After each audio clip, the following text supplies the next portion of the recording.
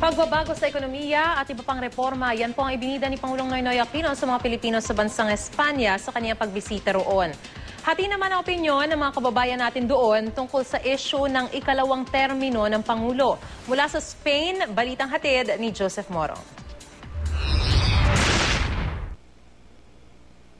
Sa Spain, sinimula ni Pangulong Noynoy Aquino ang kanyang 4 na bansang European trip sa Avenida de las Islas Filipinas sa Madrid. Nag-alay ang Pangulo ng bulaklak sa monumento ni Gat Jose Rizal.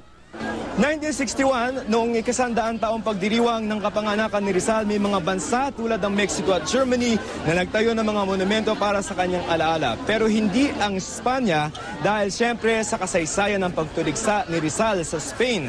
1996 na lamang nang itayo nila ang monumentong ito ni Rizal na eksaktong replika ng estatwa niya na nasa Luneta. Ang Spain ang unang bansa sa 4 na bansang European trip ni Pangulong Aquino. Nagkaroon ng pagkakataon ng Pangulo na batiin ng mga Pilipinong sumaksi sa wreath laying. Sa pagharap naman niya sa Filipino community sa Colegio Nuestra Señora de las Maravillas, ibinida ng Pangulo ang mga pagbabago sa ekonomiya at lagay ng Pilipinas, pero hindi na iwasan ng Pangulong magbiro.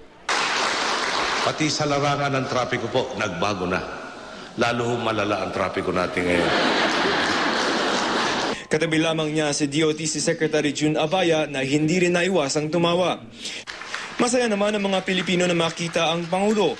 Ang 80 anyos na si Catalina de Tormo, 50 years na dito sa Madrid at nagkataong kaklase pa ng lola ng Pangulo na si Aurora noong 1960s. Ibinigay niya ang isang souvenir program kung saan makikita ang pangalan nilang dalawa. Ang ilan gustong tumakbo ulit ang Pangulo para sa ikalawang termino, may ilan namang tutol dito. Instead of 8 years, na 2 beses. We just have to give chances to others. We like him, no, the president. Bakit? Dahil ay mahal siya namin dahil marami siyang ginawang kagano sa Pilipinas. Mamaya, umaga na Lunes dito sa Madrid, ang dalawang matataas na lider naman ng Spain ang haharapin ng Pangulo, ang hari ng Espanya na si King Felipe VI at Prime Minister Mariano Rajoy. Mula rito sa Madrid, Spain, Joseph Morong, GMA News.